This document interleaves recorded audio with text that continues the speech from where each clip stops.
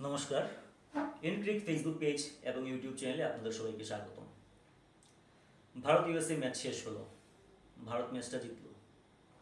এখন যদি কেউ শুধু রেজাল্টটা দেখে বা স্কোর সম্পর্কে জানে, তাহলে সে বলতেই পারে ভারত একটা ভালো ম্যাচ জিতেছে, 7 উইকেটে ম্যাচটা জিতেছে, প্রায় 2 ওভার হাতে রেখে। কিন্তু আসলে ম্যাচটা এমন হয়নি। ম্যাচটা অনেক কঠিন ছিল ভারতের জন্য। আর একটা সময় এমনও ছিল হয়তো বা ভারত ম্যাচটা হেরে যেত। প্রথম 3 উইকেট পড়ার পর বা সূর্যকুমারের যে ক্যাচটা মিস হয় তখন, যদি সূর্যকুমারের ক্যাচটা ধরে নিত ইউএসএ, হয়তো বা ম্যাচের রেজাল্ট অন্যরকম হতো। যদিও তারপরে হার্দিক পান্ডিয়া, রবীন্দ্র জাদেজা, অক্ষর প্যাটেল ভালো ভালো ব্যাটসম্যান ছিল ভারতের, অনেক লম্বা ব্যাটিং লাইন আপ ভারতের, কিন্তু হয়তো বা ম্যাচের রেজাল্টে তার একটা প্রভাব পড়তো। যাই হোক, তেমন কিছু হয়নি, ভারত ম্যাচটা জিতেছে এবং ভারত সেকেন্ড রাউন্ডের জন্য কোয়ালিফাই করলো সুপার 8-এর জন্য। ইউএসএ আজ যে ক্রিকেটটা খেললো, সেই এই ম্যাচ দেখে আমি বলতে পারি যে লাস্ট ম্যাচ পাকিস্তানের সঙ্গে যেটা ইউএসএ জিতেছিল ওটা কোনো অঘটন ছিল না, বা বাংলাদেশকে যে ইউএসএ সিরিজটা হারিয়েছে সেটাও কোনো অঘটন ছিল না। এবং বিশ্ব ক্রিকেটে ইউএসএ বলে দিয়েছে যে একটা নতুন শক্তির উদয় হয়েছে এবং তাদেরকে ছোট বা দুর্বলভাবে দেখার কোনো কারণ নেই। যদিও ইউএসএ দলটাতে বেশিরভাগই বাইরে খেলোয়াড়, ভারতীয় বা আফ্রিকান, ওয়েস্ট ইন্ডিজ সব দেশের খেলোয়াড়রা, নিউজিল্যান্ড সব দেশের খেলোয়াড়রাই আছেন, কিন্তু তারপরেও দেশটা যেহেতু ইউএসএ বা ওই খেলোয়াড়রা ইউএসএ প্রতিনিধিত্ব করছেন, তাহলে ইউএসএই বলা যায়। অনেক অনেক ভালো ক্রিকেট খেলেছে ইউএসএ এবং ম্যাচটা হয়তো বা কিছু একটা হয়ে যেত যদি সূর্যকুমারের ক্যাচটা ওরা নিতে পারতো। এবার আসি আমরা ভারতের পারফরমেন্সে। আমি যদি এই কথা বলি যে ভারত এখন পর্যন্ত বিশ্বকাপে বাজে ক্রিকেট খেলেছে, অনেকে হয়তো আমার সঙ্গে একমত হবে না, কিন্তু আমি বলছি। আমরা গ্রুপের যে 3টা ম্যাচ দেখলাম, আয়ারল্যান্ডের সঙ্গে ম্যাচটা লো স্কোরিং ম্যাচ ছিল, তারপরে কিন্তু প্রথম দিকে ম্যাচটা একটু স্লো ছিল। যাই হোক, পরবর্তীতে ম্যাচটা ভারত অনায়াসে জিতে। পাকিস্তানের সঙ্গে যে ম্যাচটা আমরা জিতলাম, আমি একটু অন্যভাবে বলবো আমরা ম্যাচটা জিতিনি, পাকিস্তান ম্যাচটা হেরেছে। মানে একটা সময় পাকিস্তানের ম্যাচটা ছিল, আর যেটা সবসময় পাকিস্তান বা বাংলাদেশের মতো দল করে থাকে, যে তার ম্যাচটা হেরে থাকে, সেই ঘটনাটাই করেছিল পাকিস্তান। পাকিস্তান যদি ওই দিন ম্যাচটা জিতে যেত, তাহলে আমরা তখন ভাবতাম যে ভারত বাজে খেলেছে বা ভারত ইয়ে গেছে, কিন্তু আমি এখনো বলছি ভারত গ্রুপ স্টেজে যে 3টে ম্যাচ হলো, 2টো ম্যাচেই ভারত বাজে খেলেছে। ভারত ভারত বাজে খেললো কেন, যদি সেই কথা আমি ভাবি, টিম কম্বিনেশন যতক্ষণ ম্যাচ জেতা যায়, জেতা হয়, ততক্ষণ ঠিক। সেম টিম নিয়ে যদি ভারত এই T20 ওয়ার্ল্ড কাপ জিতে, ভারত দেশে চলে আসে ট্রফি নিয়ে, আমরা সবাই বলবো ভারত ভালো খেলেছে। কিন্তু যদি আমরা জিততে না পারি, সুপার 8-এ গিয়ে যদি আমরা আউট হয়ে যাই, সেমিফাইনালে গিয়ে যদি আমরা আউট হয়ে যাই, বা যেভাবে আমরা ফাইনালে গিয়ে এখন হারছি, ফাইনালে গিয়েও যদি আমরা আউট হয়ে যাই, তাহলে আমরা বলবো ওটা হলে ভালো ছিল, ওটা না হলে ভালো ছিল।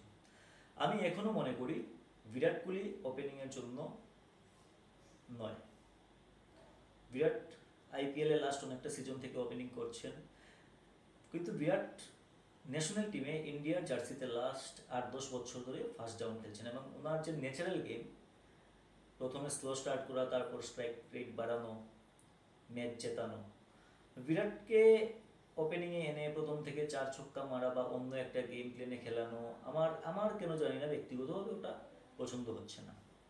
এখন পর্যন্ত বিরাটের প্রয়োজন আমাদের পড়েনি, হয়তোবা নেক্সট এই গ্রুপের যে ম্যাচ আছে ওটাতেও পড়বে না, কিন্তু গ্রুপ পর্বটা শেষ হওয়ার পর যখনই আমরা সুপার 8-এ যাবো, আমাদের সামনে অস্ট্রেলিয়া বা England, New Zealand, West Indies, south Africa, Afghanistan এমন দল যখন আসবে, তখন বিরাট কোহলির প্রয়োজন পড়বে। আর এই টিমে এখনও বিরাট কোহলির কোনো রিপ্লেসমেন্ট নেই। যে ম্যাচ অন্যরা জেতাতে পারবে না, সেই ম্যাচ বিরাট আপনাকে জিতিয়ে দেবে, যেটা লাস্ট 10 বছর থেকে ভারতীয় টিমে হচ্ছে, হোক সেটা টেস্ট ম্যাচ, ওয়ানডে বা T20। বিরাটের কোনো রিপ্লেসমেন্ট নেই। তো বিরাটকে ফার্স্ট ডাউনে খেলানো উচিত, তার ন্যাচারাল গেম যেটা আছে ওটাই খেলুক, আর জয়সওয়াল খেলুক। শিবম দুবেকে আমার মনে হয় ড্রপ করা প্রয়োজন। যদিও উনি এবং সূর্যকুমার আজকে যে ইনিংসটা খেলেছেন, ভারতকে ম্যাচ জিতিয়ে এনেছেন, কিন্তু শিবম দুবেকে যদি শুধু ব্যাটসম্যান হিসেবে ইউজ করা হয়, তাহলে আমি বলবো ওনাকে ড্রপ করা হোক এবং জয়সওয়াল ওপেনিং করুক, যেখানে রাইট লেফট একটা কম্বিনেশন থাকবে এবং বিরাট ফার্স্ট ডাউনে খেলতে পারবে।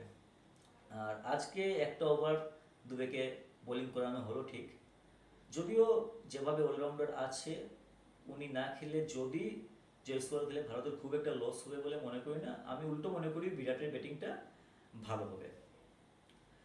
অন্যদিকে আসি যদি আমি জাডেজার কথাতে, জাডেজা আমার একজন অনেক পছন্দের খেলোয়াড়। আমি কেন জানি না, মানে আগে একটা সময় ছিল যখন জাডেজাকে ড্রপ করে, জাডেজা খুব বেশি ড্রপ হয়নি টিমে থেকে, যখনই সিলেক্ট হয়েছিল স্কোয়াডে তখনই সে খেলেছে, বা যদি কোনো কারণে ড্রপ হয়েছে আমার নিজের মনে হয় জাডেজা থাকলে ভালো হতো।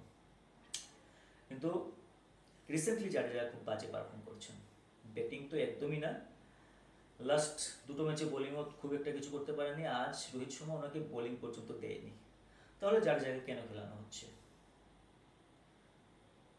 জাডেজাকে খেলানোর মানে নেই। আর নেক্সট যে ম্যাচগুলো হবে, নিউ ইয়র্কের শেষ ম্যাচ, মানে এই এই অভিশপ্ত পিচে আর কোনো ম্যাচ হবে না। তো আগামী যে পিচগুলিতে ম্যাচ হবে সেখানে স্পিনিং ট্র্যাক থাকবে, বা এত পেস ফ্রেন্ডলি পিচ হবে না। তো আমি মনে করি জাডেজার এই পারফরমেন্স বা জাডেজাকে যদি ঠিকঠাক ইউজ করা না হয় তাহলে কুলদীপ যাদবও টিমে আসে। আর আরেকটা জিনিস, আজকে বুমরার বোলিং, বুমরা কিন্তু আজ কোনো উইকেট পাননি। উইকেট পাননি এটা এমন হতেই পারে, কিন্তু একটা ওভারে উনি 14 রান দিয়েছেন। তো বুমরার কথা যদিও বলার কোনো কারণ নেই, বলার একটাই কারণ, বুমরার কাছ থেকে আমরা অনেক কিছু আশা করি। তো বলতে পারি ইউএসএ অনেক ভালো ব্যাটিং করেছে, তাই বুমরা আজ উইকেট পায়নি। তো যাই হোক, বুমরার উইকেট পাওয়া না পাওয়া কোনো একটা ইস্যু না। নেক্সট ম্যাচ থেকে বুমরা আবার তার নিজের ফর্মে ফিরে আসবে, যদিও ফর্ম যায়ও নি, জাস্ট একটা ম্যাচ উইকেট শূন্য থেকে যেমনি। আজকে আরও দুটো ম্যাচ ছিল, শ্রীলঙ্কা নেপাল আর অস্ট্রেলিয়া নামিবিয়া। শ্রীলঙ্কা নেপাল বৃষ্টির জন্য ম্যাচটা হয়নি, এবং শ্রীলঙ্কার জন্য খুবই খারাপ ছিল জিনিসটা, কারণ শ্রীলঙ্কা এখন কোয়ালিফাই করা ক্যালকুলেশন অনেক বাজে হয়ে গেছে। আজকের ম্যাচটা শ্রীলঙ্কার জেতার 2 পয়েন্ট পাওয়ার খুব বেশি প্রয়োজন ছিল। তো ওই ম্যাচ নিয়ে কিছু বলার নেই। অস্ট্রেলিয়া নামিবিয়ার যে ম্যাচটা, ওটা যেমন আমি কালকের ভিডিওতে বলেছিলাম যে দুটো ম্যাচ ওয়ান সাইডেড হবে, এবং ভারত আমেরিকার ম্যাচটা একটু কম্পিটিশন হতে পারে, ঠিক তেমনই হয়েছে। নামিবিয়া এবং অস্ট্রেলিয়ার ম্যাচটা একদম ওয়ান সাইডেড হয়েছে। অস্ট্রেলিয়ার 6 ওভারের ভেতরে ম্যাচটা জিতে নেয়, এবং কি বিধ্বংসী স্টার্ট করেছিল ডেভিড ওয়ার্নার এবং হেড মিলে। তো ওনারা দুজনে মিলেই প্রায় ম্যাচটা শেষ করে দিয়েছিলেন। নামিবিয়া খুব বেশি রান করতে পারেনি প্রথমে ব্যাট করে, তো ওই অস্ট্রেলিয়া ইজিলি ম্যাচটা জিতে যায়। আজকের আরেকটা জিনিস, ভারত জেতায় পাকিস্তানের ভালো হয়েছে, এবং পাকিস্তানিরা হয়তোবা খুব কম এমন সময় আসে পাকিস্তানের দল বলুন বা পাকিস্তানের ক্রিকেট ভক্তরা ভারতীয় ক্রিকেট দলের জয়ের আশা করে, বা জয়ের জন্য ঈশ্বরের কাছে প্রার্থনা করে, এবং এটা এমন খুব কম হয়। কিন্তু আজ পাকিস্তানিরা করেছে, কারণ আজ ভারত যদি হারতো তাহলে ভারত এবং ইউএসএ, কারণ নেক্সট ম্যাচ ভারত কানাডার সঙ্গে জিতলে এবং ইউএসএ অলরেডি 3টা জেতা হয়ে যেত, ভারত এবং ইউএসএ আরামে কোয়ালিফাই করতো সেকেন্ড রাউন্ডের জন্য।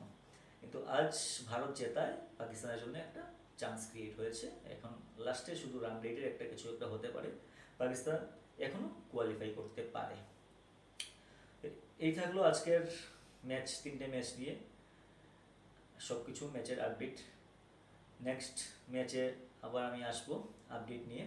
ততক্ষণ সবাই ভালো থাকবেন, আর আমার Facebook page, YouTube channel like and subscribe করে আমার সঙ্গে থাকবেন। ধন্যবাদ।